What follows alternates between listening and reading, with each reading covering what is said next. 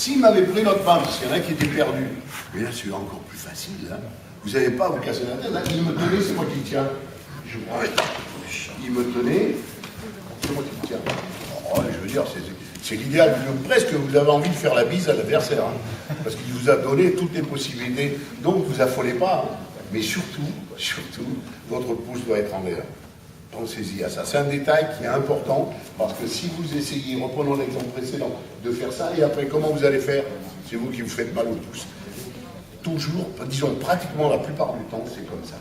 Mon pouce à moi, je saisis avec le pouce en l'air, et ça me permet comme ça de rien changer. D'accord? On va passer maintenant en détail sur cette finalité. Alors, on va repartir de l'idée, voilà, je vais retourner, je me retourne. Alors, toujours je recule un peu parce qu'ils ont un anglement et voilà. Voilà comment je me retourne. Solution de facilité, des solutions aussi non violentes, je vais avancer, je fais un petit pas pour le faire tomber au sol. Donc, c'est ce qu'on voit au départ pour bien comprendre le mécanisme, j'avance, je le contrôle, voilà ma position. Et ici, regardez juste ce détail qui va être important, son coude va venir sous mon aisselle, sous mon bras. Là. Et là, la clé est bonne. Et là encore plus fort. Si je suis là, je suis moins fort. Parce qu'il y a un mouvement, il y a un travail de souplesse de son bras qui fait que ça nuit. Là, c'est fini, il est bloqué, il ne pourra plus bouger. Et là, la clé sur la main. Voilà déjà un détail. Souvent on l'oublie, hein, mais il faut le rappeler. Maintenant, reprenons la position verticale. Nous sommes dans la même situation. Alors, là, si son bras, si son coude part vers le haut, comme ceci, le mouvement sera sans violence. C'est ce qu'on vient de voir à l'instant. Il suffirait, alors en résistant, hein, pour bien, pour qu'il voit. Regardez, si je ramène vers la gauche, là, le fait, c'est pas spectaculaire parce qu'on ne comprend pas. Il faut donc l'expliquer pour comprendre le mécanisme. Le fait de le bloquer et de ramener son bras, ouvrir l'angle si vous voulez. Si vous ouvrez l'angle comme ceci, la clé sera beaucoup plus forte. Là, vous êtes très très puissant.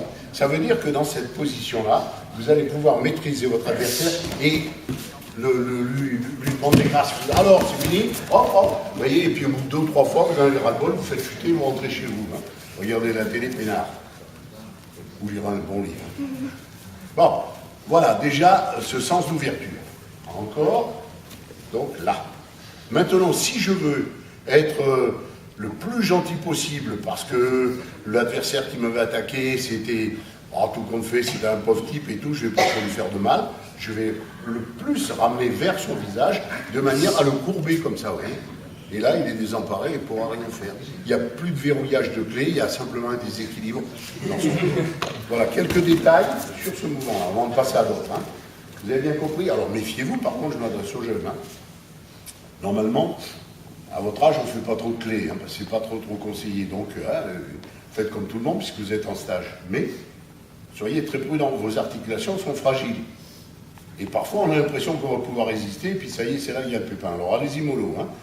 Donc, pensez que chaque fois que vous ouvrez l'angle, chaque fois que vous tirez vers l'extérieur, votre mouvement de renversement va devenir une clé. Une clé sur le coude va sur l'épaule. Alors, allez-y mollo.